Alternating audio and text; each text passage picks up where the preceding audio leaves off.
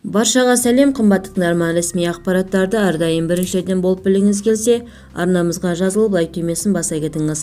Лайк басқан қолыңыз қабатулы қабырғасын ұстауды нәсіп етсін. Ендеше мен бастадым. Павлодар облысында жол апаты салдарынан көлікке қыстырылып қалған 3 адам құтқарылды.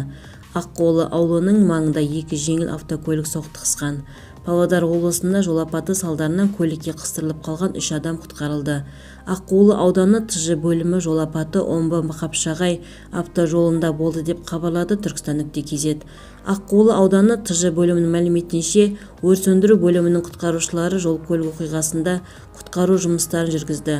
Аққулы ауылының маңында 2 жеңіл автокөлік соқтығысқан. Гидравликалық құралдың көмегімен бұзылған көліктен 3 адам босатылып дәрігерлерге тапсырылды дейді бөлімде.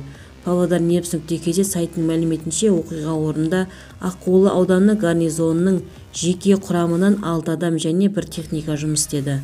Видеомыз кеңінен тарап, қажетті деректер үшін лайк түймесін баса кетіңіз.